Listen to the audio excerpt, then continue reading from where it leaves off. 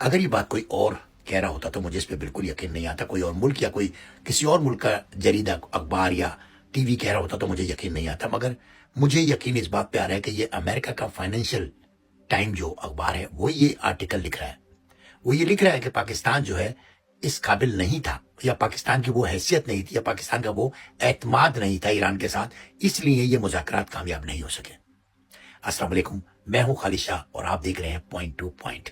मैं आपको point two point बताऊंगा।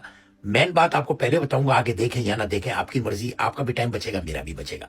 देखिए, पाकिस्तान मसाइलत कराने के लिए बीच में बैठा, यानी इस्लामाबाद, ठीक है, इस्लामाबाद में बैठा। लेकिन बैठने वाले कौन शख्स थे? बैठने वाले फार्म 47 के जाली वजीर आजम फील्ड मार्शल साहब जबरदस्ती के, और जो रिटायर्ड हो चुके हैं अरसा पहले, जबरदस्ती हम पे काबिज हैं, जबरदस्ती हमारी फौज पे काबिज हैं। ये लोग बैठे हुए हैं। और साथ में कौन है? ईरान और अमेरिका। ईरान आपका पड़ोसी, आपके घर की हर बात जानता है वो। अमेरिका आपका बाप है, आपकी हर चीज वो करके देता है। यानी इनको जनरल भी उन्होंने ही बनाया था, तो उनको भी पता है इनकी क्या हैसियत है। ठीक हो गया। और साथ में उनको ये बात भी पता है कि ये दोनों शख्स इमरान खान के चक्कर में अपना मुल्क बेच देंगे, लेकिन इमरान खान से शिकस्त कबूल नहीं करेंगे, क्योंकि ये शिकस्त कबूल करना इनको बिल्कुल शर्मिंदगी का मुकाम हो जाएगा। तो इसलिए शिकस्त कबूल नहीं करेंगे। तो इसलिए ये बेहतरीन लोग हैं जिनसे हम हर काम करवा सकते हैं। वैसे पाकिस्तानियों का दिमाग कुछ और है, पाकिस्तानी कुछ और चाहते हैं, मगर ये क़यादत कुछ और चाहती है। फाइनेंशियल टाइम ये लिखता है कि क्योंकि अमेरिका की तरफ पाकिस्तान का पलड़ा ज्यादा है, वजन ज्यादा है। अमेरिका की मुसलसल पाकिस्तान 2 साल 2.5 साल से मदद कर रहा है ईरान के चक्कर में, और अमेरिका से पाकिस्तान ताल्लुकात बरकरार रखना चाहता है। हर बात अमेरिका की मानता है, हर हुक्म मानता है, बात तो छोड़े हर हुक्म मानता है। ये बात ईरान जानता है।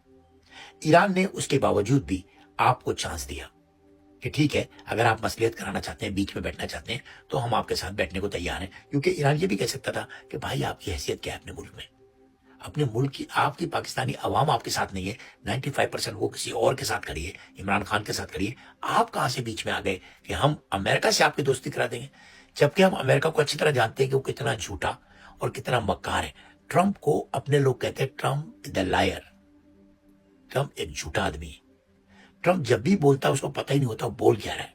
अच्छा, दूसरी बड़ी बात मैं आपको एक और बताऊं, क्या बीच में रहने वाला आदमी पहले इधर की बात सुनता है और जाके उधर बताता है, फिर वहां का जवाब लेके आता है और यहां बताता है? क्या पाकिस्तान सही बातें बता रहा था? क्या पाकिस्तान ईरान को जो बात अमेरिका ने कही थी वो सही तरह से भेज रहा था, दे रहा था, या डिलीवर कर रहा था? क्या इसका जवाब वहां पर सही डिलीवर कर रहा था? फिर बार बार ट्रंप से गलती क्यों होती थी कि ट्रंप एक वादा करने के बाद दूसरे दिन कुछ और कहता था, जिसपे ईरान को और गुस्सा आ जाता था? तो बीच वाले का ही कोई ना कोई मसला था ना। अगर ट्रंप और मुश्तबा कामनाई एक साथ बैठते, ठीक है ना, वहां की क़यादत और अमेरिका की क़यादत एक साथ बैठती, तो शायद मेरे ख्याल में ये मसला हल हो जाता। क्योंकि ये लोग बीच के अंदर जिस तरह गेम खेल रहे होंगे ना, ये पाकिस्तान का हमेशा से रहा है, खासकर हमारी असगरी क़यादत का, ये डबल गेम खेलते हैं। और वो डबल गेम का गेम खत्म हो चुका है। अब दुनिया में डबल गेम नहीं चलेगा। अब पाकिस्तान को ये बहुत जल्द फैसला करना पड़ेगा कि वो अमेरिका के साथ है या ईरान के साथ है।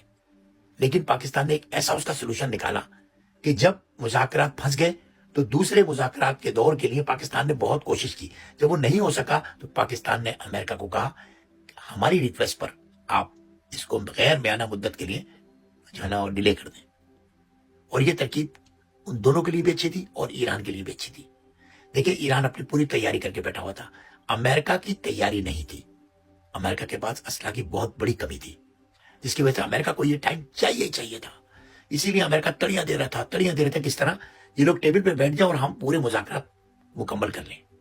सिर्फ और सिर्फ वो आपका न्यूक्लियर का जो बारूद था उसका ही मसला रह गया था ना, वो भी तकरीबन पूरा हो गया था। जब ईरान को बम बनाना ही नहीं है, लेकिन ईरान ये कहता है दुनिया के सामने कि भाई मुझे बम नहीं बनाना, लेकिन मैं ये बारूद रखूंगा, इससे मुझे अपनी तरक्याती काम करने, हजारों चीजें बनती हैं, कोई एटम बम ही नहीं बनता उससे।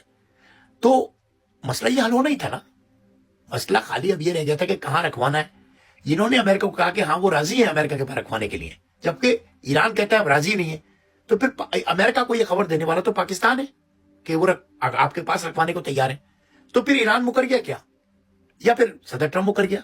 अगर बीच वाले ने सही तौर पर डिलीवर किया जो भी जवाब था, तो फिर ये हुआ कैसे, ये गलतफहमी कैसे हुई?